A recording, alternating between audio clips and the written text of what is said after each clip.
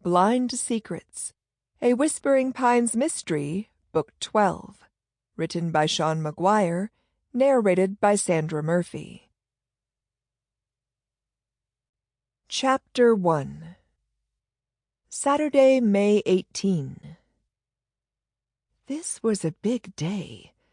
Not only was it a full moon, a flower moon, the witches informed me. The wedding day was also finally here, and it was my official first anniversary in the village.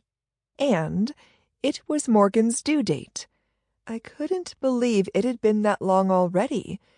It felt like only days ago that I'd pulled up to my grandparents' lake house. At the same time, so much had happened over the last 365 days, it seemed like it couldn't possibly have been only a year. From my spot at the dinette in the kitchen, steaming mug of coffee in hand, I stared out the windows and realized that I could see the lake for the first time in 5 days, just the edge along the shore, not all the way across it yet, and a hint of blue sky. Who could have known that as the strange mist rolled in on Monday morning, the day after my sister arrived, it would turn into such a heavy, persistent fog? I teased Rosalind that she must have brought it with her, because the weather had been perfect for weeks before that. By Wednesday, it felt like a scratchy wool blanket trying to smother us, and everyone had stopped joking about it. Now, we were all desperate for it to break. Anywhere else, this would be strange. Meteorologists from far and wide would be analyzing it, desperate to figure out what was causing the phenomenon. This was Whispering Pines, though. Last night, while running through the backyard, I thought it seemed a bit lighter. This morning it was definitely patchier, like some big flying creature had snaked through the woods and around the yard, leaving open trails in its wake. "Jane!" Rosalind burst out of her room to my right, frantic, her headphones draped over her neck. She must have been working. "Something's wrong with Mika." I swear, my heart missed a few beats. "What's the matter with her? Where is she?" "Can't you hear her?"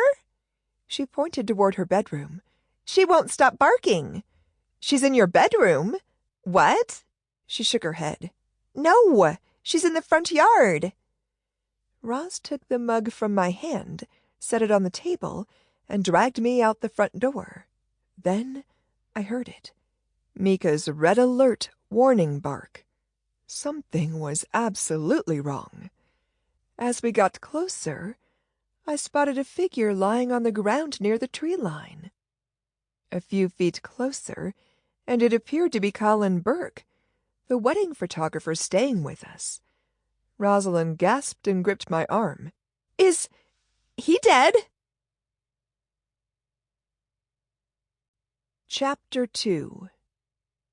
3 days earlier, Wednesday, May 15.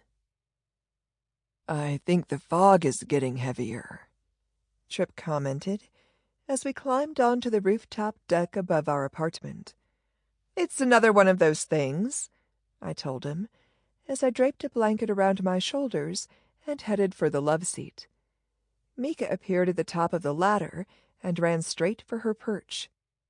The first time we came up here, she jumped onto the roof's ledge so she could look out at the lake and survey the yard. I scolded her and told her no jumping, terrified she'd fall. I could picture her taking a running leap one day and launching herself right off the roof. So Tripp bought supplies, a case of beer and burger fixings, then called a bunch of the guys over.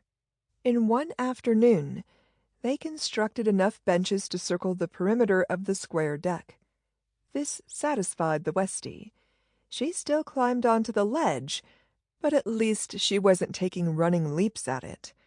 And now we had more seating and places to set plants in pots.